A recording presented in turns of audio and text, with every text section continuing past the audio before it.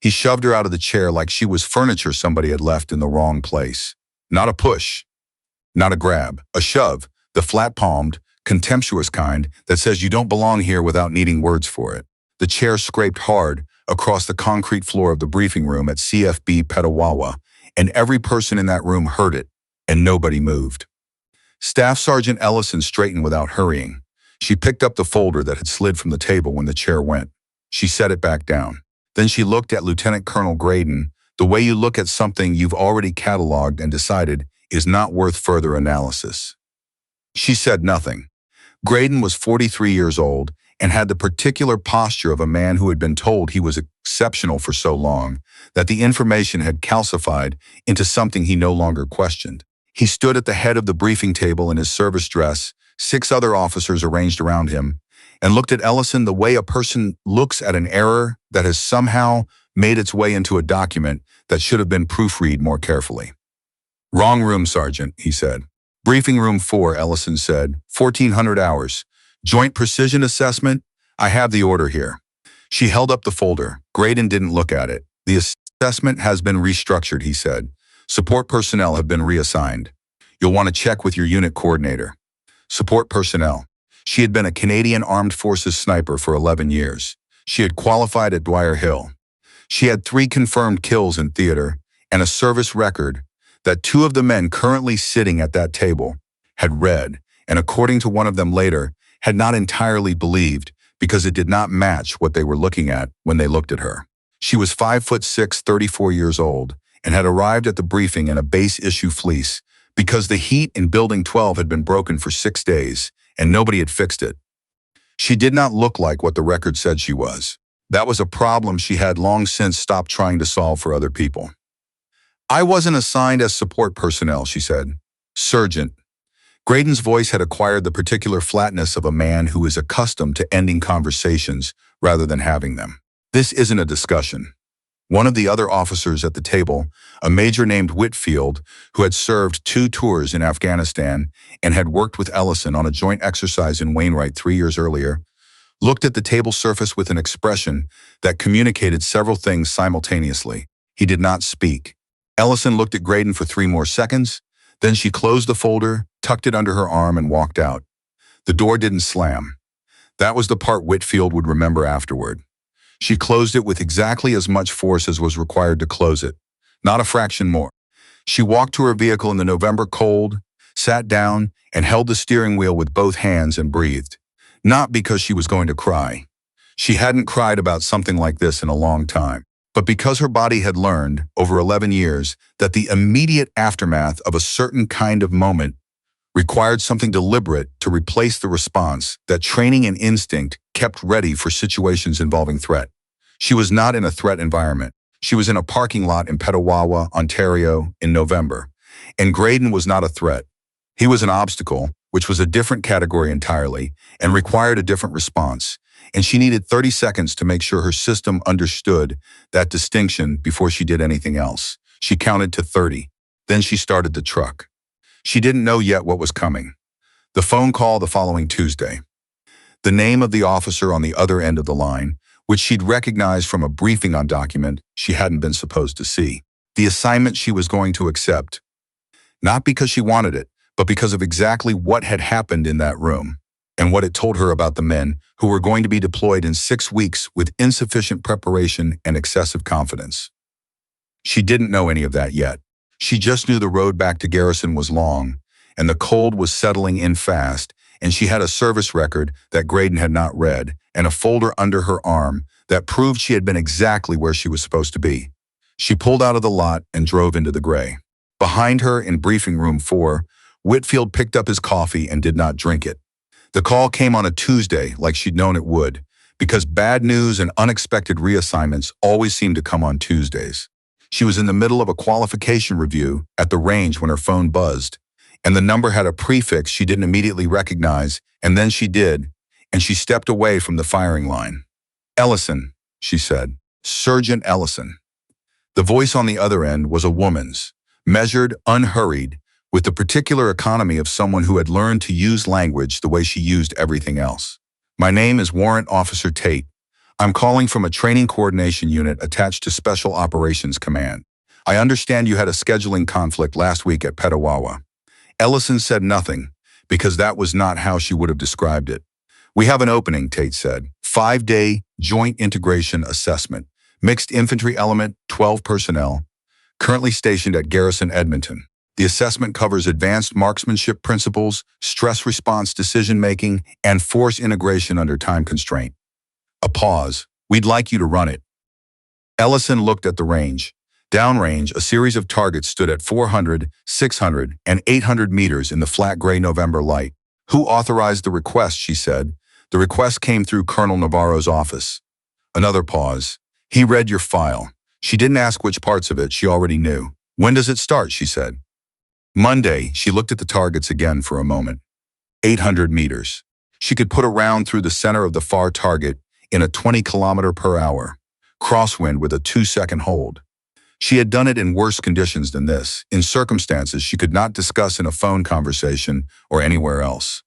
I'll be there, she said. The 12 soldiers waiting in the briefing room at Garrison Edmonton on Monday morning had the collective energy of a group that had been told to report to a training evolution they hadn't requested and didn't entirely understand the purpose of. They sat in 3 rows of 4, service dress, neutral expressions that communicated varying degrees of patience, skepticism, and the particular boredom of people who believed they had already learned what there was to learn. Sergeant Tolliver had the seat closest to the door.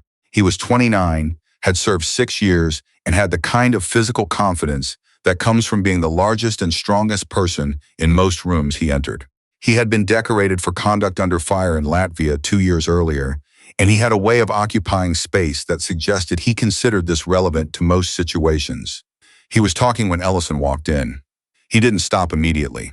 He finished his sentence.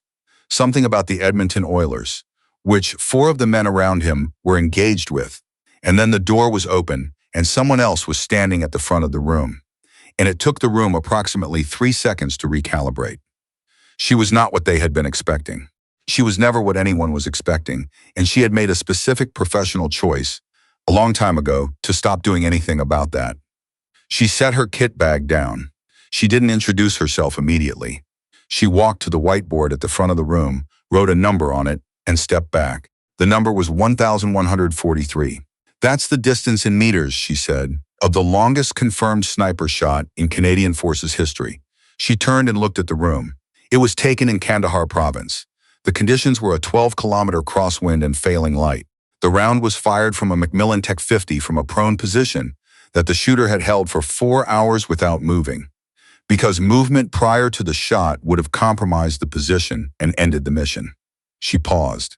The person who took that shot then walked 4 kilometers back through an unsecured zone, filed an after-action report, cleaned their weapon, and went to sleep in a tent that was 17 degrees Celsius and had no working zipper.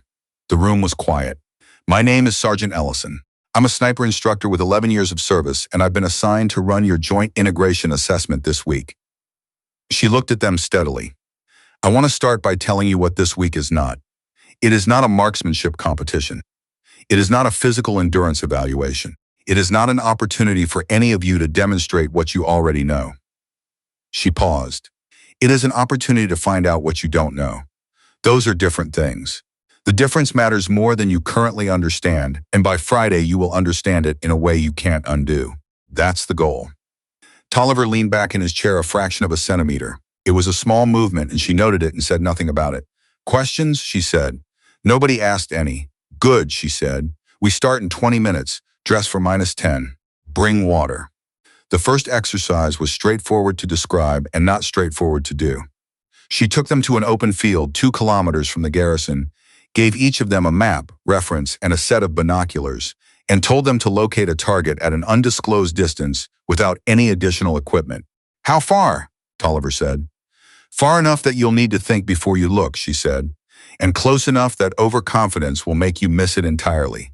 He didn't ask again. They spent 40 minutes on it. Most of them identified the target, a reflective marker mounted on a fence post at the edge of a tree line, within the first 25 minutes.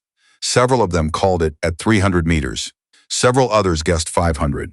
Tolliver said 400 with the confidence of a man reading a measurement from a scale. It was 620 meters. Ellison didn't announce the correction dramatically. She walked them to the marker, told them the distance, and watched their faces do the arithmetic. What made you confident? She said to Tolliver. Terrain and light conditions, he said. Standard estimation protocols. Standard estimation protocols are designed for daylight, flat terrain, and arrested visual systems. She looked at him. It's 0830. The light is flat overcast. The field has a 4-meter grade drop over the last 100 meters that compresses your visual estimate automatically. Your protocol was right. Your application was incomplete. A pause. That's a different kind of error than guessing. It's harder to correct because it feels like the right answer. He said nothing. Again, she said, they did it twice more. By the third iteration, 4 of them were within 30 meters of accurate. Tolliver was one of them. He didn't acknowledge this, but something in the way he held his binoculars had changed. A slight adjustment in the angle, a longer hold before committing to a number. She noted it. The afternoon was harder. She ran them through a stress response exercise she called the 10-second window, a simulated scenario in which they had to identify, assess, and make a decision about a target under time pressure and incomplete information. Not a firing exercise, no weapons, no live components. Just a scenario board, a timer, and the requirement to make a call and explain it in under 10 seconds. They failed it consistently, not because they were slow, because they were fast, because they defaulted immediately to the most obvious interpretation of the scenario and committed to it before they had looked at everything the board was showing them. She didn't tell them this. She let them fail it 7 times. Then she stood in front of the board and said, "What are you not looking at?" A soldier in the second row, a corporal named Ibarra, said, "The secondary figure, bottom right." "Yes." Ellison looked at the board. "What does it tell you?" Ibarra looked at it carefully. "That the primary target isn't the threat." "What's the threat?" A pause. The position behind the primary, how long was that information on the board? Ibarra's jaw tightened slightly. "The whole time." "Yes," Ellison said. She didn't add anything to that. She didn't need to. The room understood. They did it 3 more times.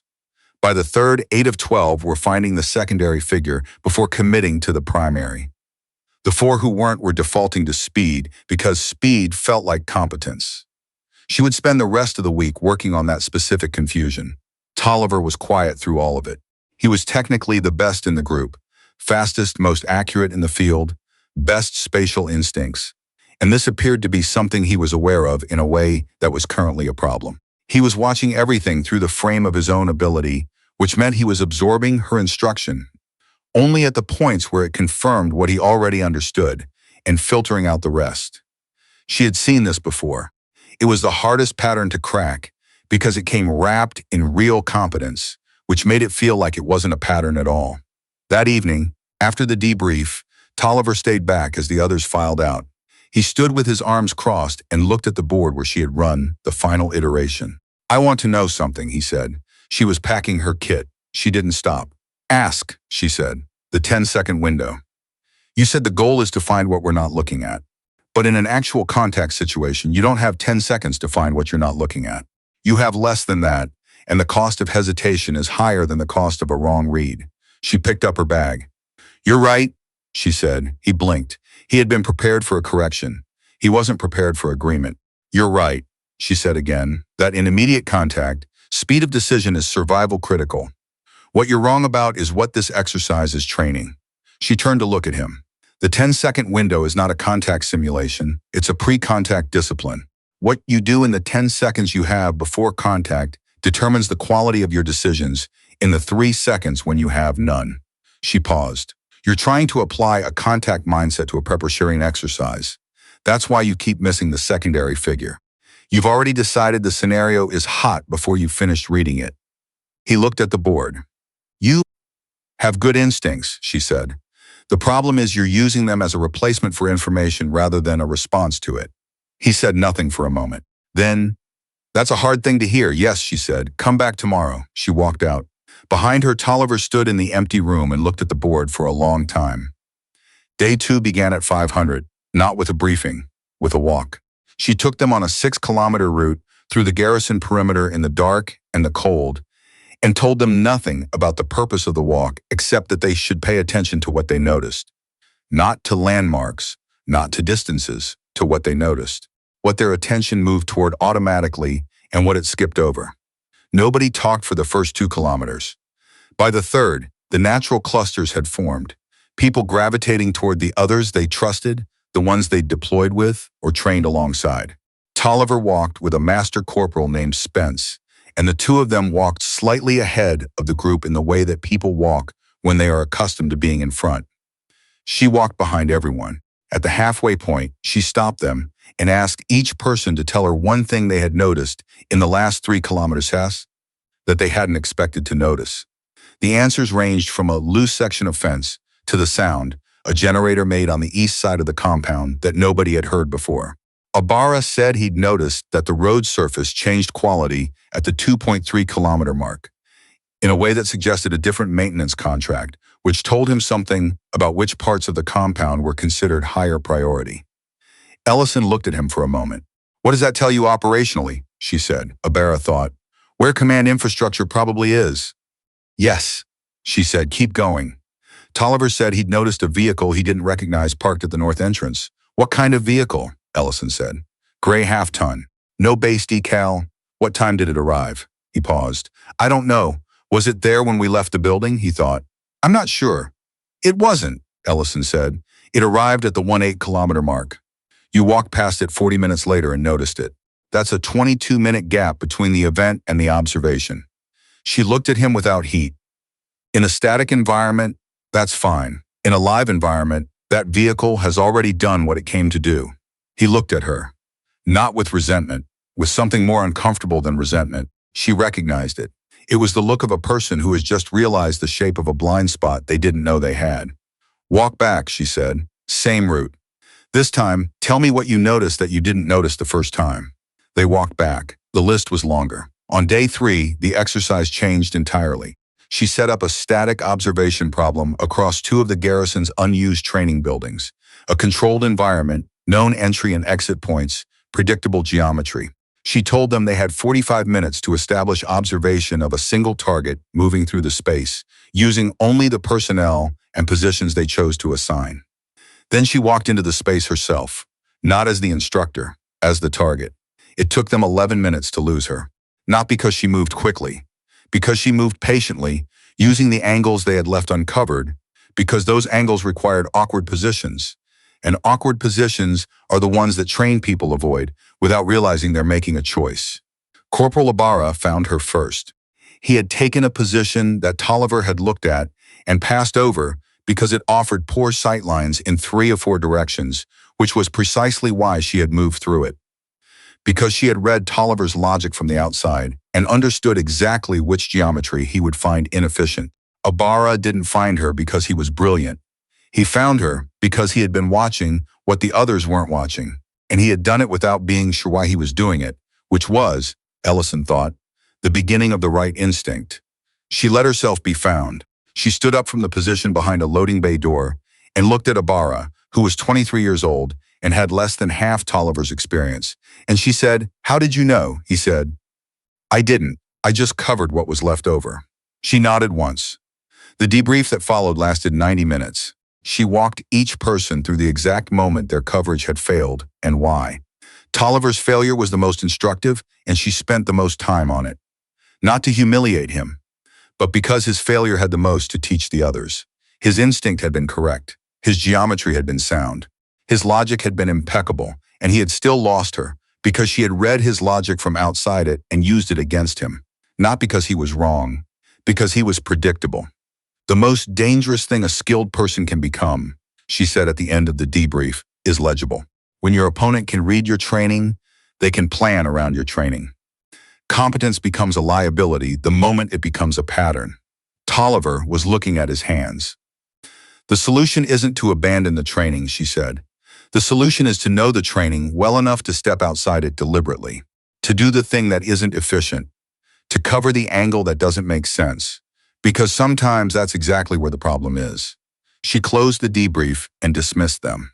On the way out, Spence said something quiet to Tolliver that she couldn't hear. Whatever it was, Tolliver shook his head once and kept walking. She watched him go and wrote one word in the small notebook she kept in her jacket pocket. She had been keeping this notebook for years. Not an official log, not a mission record, Just a private notation? A habit she'd started in her second year of service when she'd realized that the things worth remembering were almost never the things she would have thought to remember in advance. The word she wrote was almost. The evening of day 3 was when Warrant Officer Tate called with the complication. Ellison was in the small office assigned to her for the week, eating a sandwich and reviewing the next day's scenario plan, when her phone rang. She answered it on the second ring. "There's been a development," Tate said, which was the kind of sentence that meant the next sentence was going to be worse. "Tell me," Ellison said, "the Petawawa incident. Graydon filed a formal complaint against your presence on the assessment order. He's claiming the reassignment was irregular and that the original briefing exclusion was procedurally correct." Ellison set the sandwich down.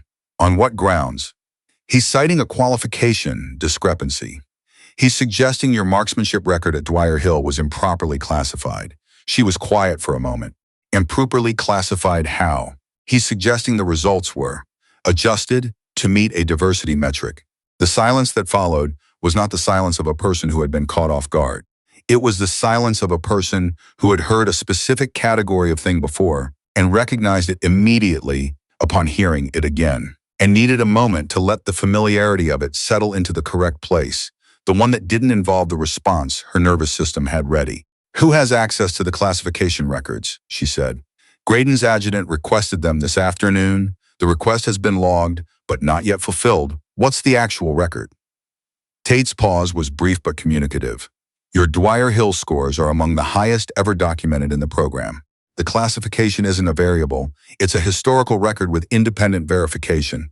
Then, the complaint doesn't have a foundation, no, but it has a timeline. The review will take 2 weeks minimum, during which the complaint exists formally on record." A pause. "Navarro is aware. He wanted you to know that he stands behind the assessment order, but he also wanted you to have the information." Ellison looked at the scenario plan on the desk in front of her. 5 pages of structured problem design. She'd spent 4 hours developing on the drive from Petawawa to Edmonton. "Does it affect this week?"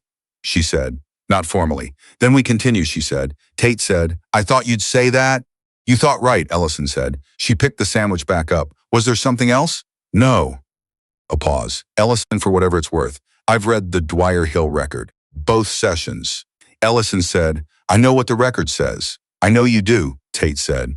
"I just wanted you to know that somebody else does too." The call ended.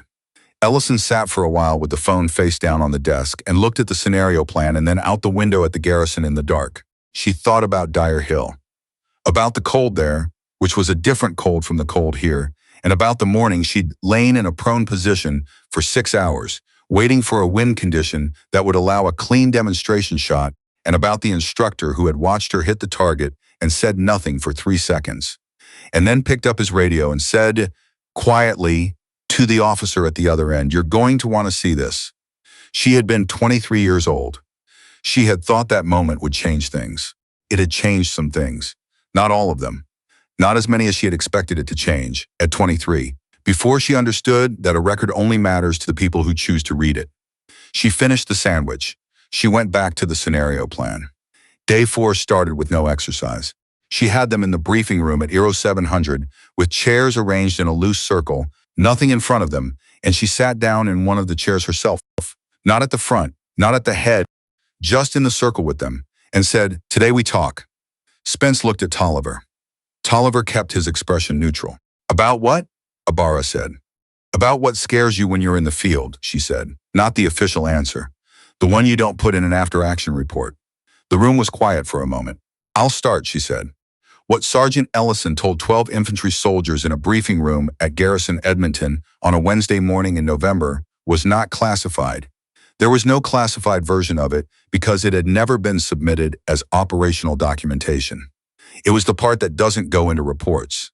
She told them about a mission in a country she could name in this room, a static observation tasking that had been 11 days in duration and had gone correctly in every measurable parameter except one. Her partner, a signals intelligence specialist named Goff, had developed a respiratory infection on day 7 that they had both assessed as manageable and chosen not to report because reporting would have ended the mission, and the mission had 3 days remaining. And the intelligence they were collecting was the highest priority tasking either of them had ever been assigned. Goff had been fine. He had recovered. The mission had concluded successfully. The intelligence had been actionable and had prevented a significant threat to Canadian personnel. None of that was the part that still found her at inconvenient hours. The part that still found her was day 9.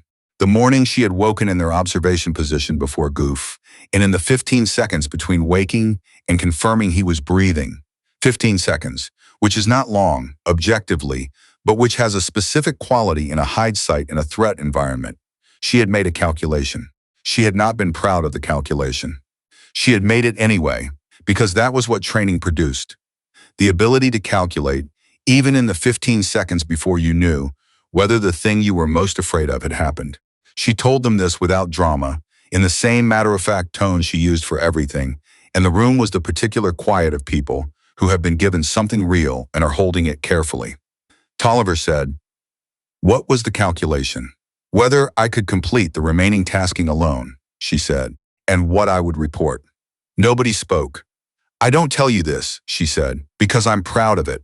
I tell you because it is the thing that training does to a person, and you need to understand both sides of that. Training gives you function under pressure.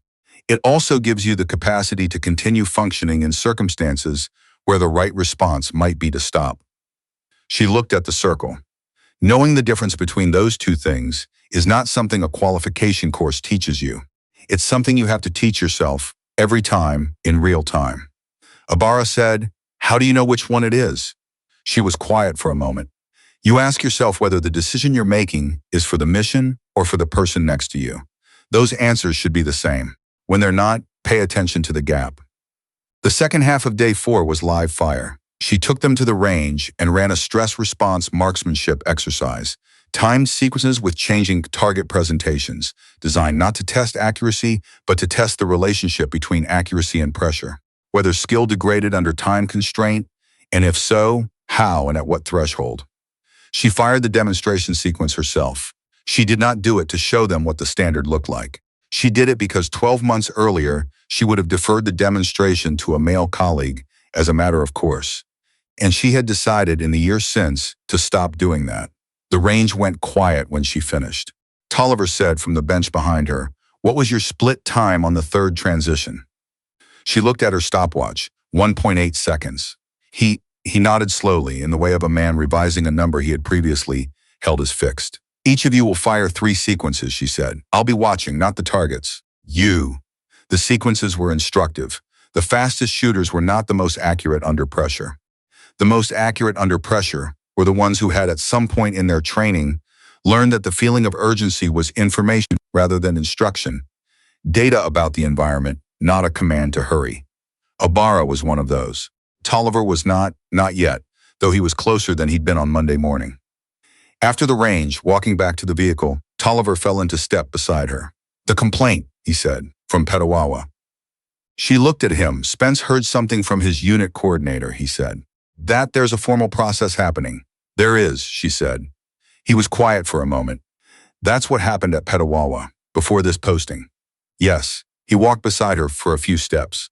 "I want to say something, and I want to say it correctly." She waited. "I've been in 6 years," he said. "I've worked alongside a lot of people. I've been the biggest person in most rooms. I've been the fastest, a lot of the time. And I have made assumptions because of that, about who gets to be good at what, in a way that I didn't know was an assumption until this week." He paused. "I'm not asking you to accept that as anything.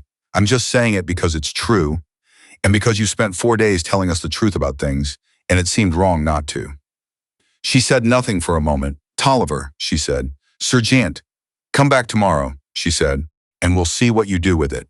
Day 5 began at 0430. No intercom. She walked into the bunk room, turned on the overhead light, and said, "Final exercise. Staging area, 15 minutes. They assembled in 12 minutes, which was better than day 1 by 4 minutes and better than day 3 by 2. She noted this and did not mention it.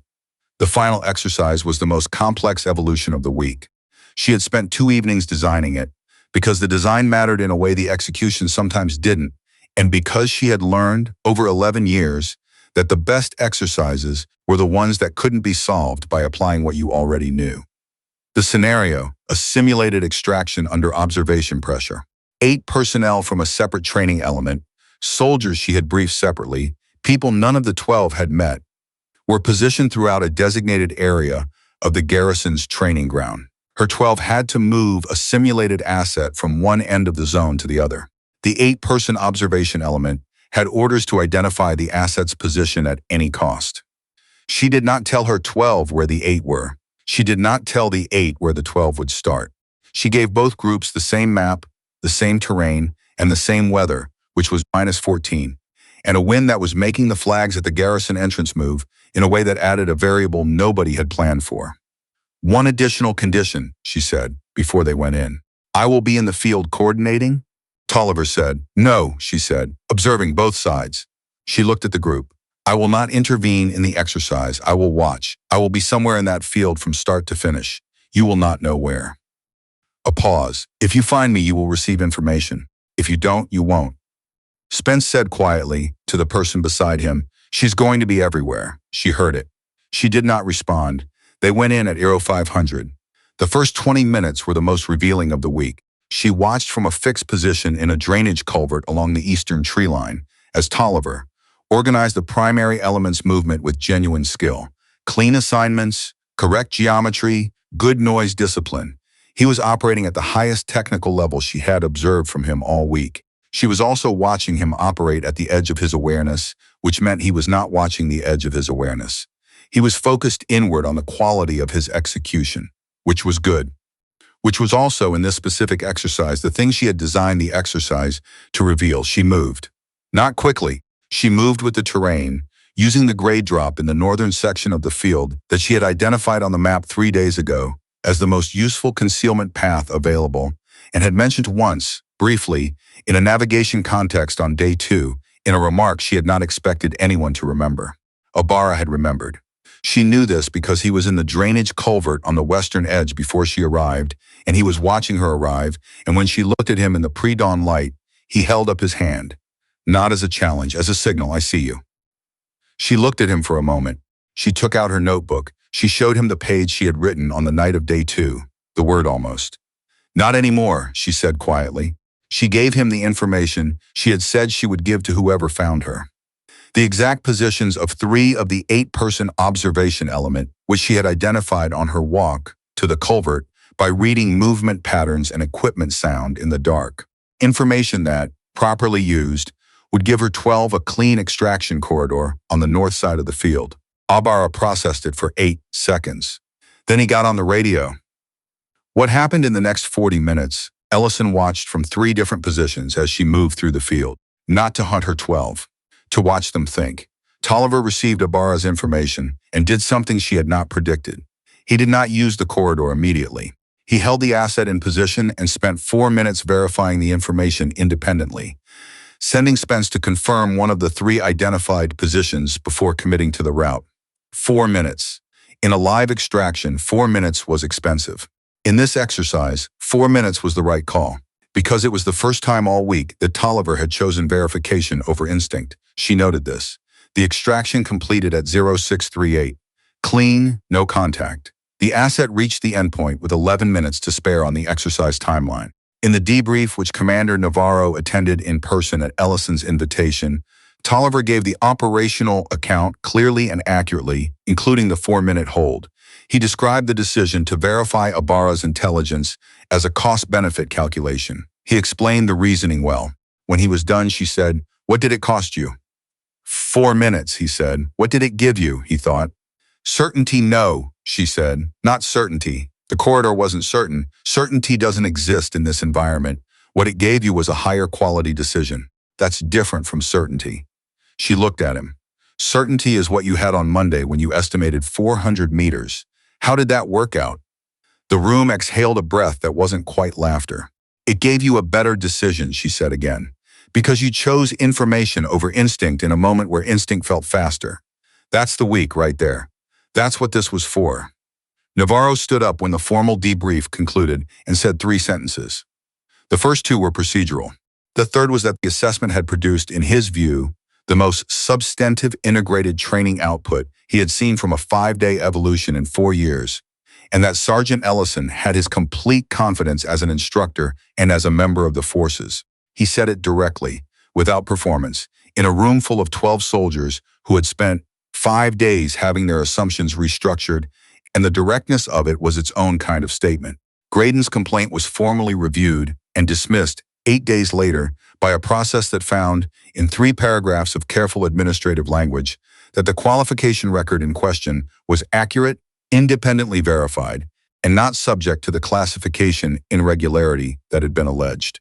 The finding noted that the original briefing exclusion at Petawawa had not been procedurally justified under the relevant regulations. Ellison read the finding in her vehicle in a parking lot in Ottawa on a Thursday afternoon and sat with it for a while. Not because it changed anything she hadn't already known about the record, but because the record was real, and it had taken 11 years and a formal administrative process to get someone to put that in writing, and Daniel Goff, who was now a warrant officer in Gagetown and still made the worst coffee she had ever been reliably offered, deserved to have it said officially on the same document as his name, since it had been the two of them, in the end, in that hide site for 11 days in the cold. She called him. He picked up on the 3rd ring. "They dismissed it," she said. A pause. "Then, of course they did. I've been saying for 6 years the Dwyer Hill record speaks for itself." "You have," she said. "You've been right. I'm often right. People don't always listen, which is their problem." Another pause. "How'd the Edmonton assessment go?" "Well," she said. "Well, like competent, or well, like you made 12 soldiers understand something they're going to carry for the rest of their careers." She looked at the parking lot. "Ask me in 5 years," she said. Goff made a sound that was almost a laugh. "Buy you coffee when you're back in the Maritimes." "Your coffee is terrible," she said. "My coffee is an acquired taste." "For who?" "People with discipline," he said. She was still almost smiling when she ended the call. The call from Toll came on a Friday. She was at her desk at the training unit, reviewing a new qualification framework proposal that had been sitting in her inbox for 2 weeks and deserved more attention than she had given it. She didn't immediately recognize the number, and then she did, and she picked up. "Sergeant," he said. "Tolliver." She set the proposal down. "How's Edmonton?" "Cold." A pause. "We got our deployment timeline, 6 weeks. Where?" "Can't say on this line." "No," she said, "I know." She leaned back in her chair. "Are you ready?" He was quiet for a moment. The particular quiet she had learned to recognize over the week, of a man actually thinking rather than preparing to say the first thing that arrived. "I'm better than I was Monday," he said.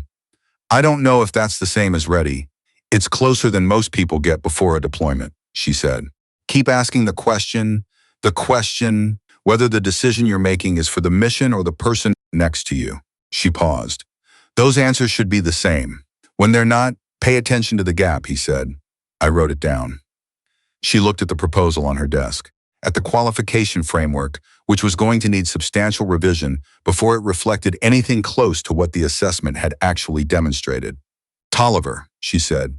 "Sergeant, when you come back, there'll be another assessment. Different personnel, different scenario, same field." She paused. "I'd like you to run it." The silence on the other end was brief and communicative. She had learned his silences. This one meant he understood the weight of the offer and was choosing not to be cavalier about it. "I'll come back better," he said. It was not a wish and not a promise. It was a statement of intent delivered by a man who had spent 5 days learning what intent actually required to become fact. "I know," she said. "That's why I'm asking." She hung up and sat for a while in the quiet of the office. In her jacket pocket, the notebook sat closed and patient. She took it out and opened it to a new page. She wrote one line.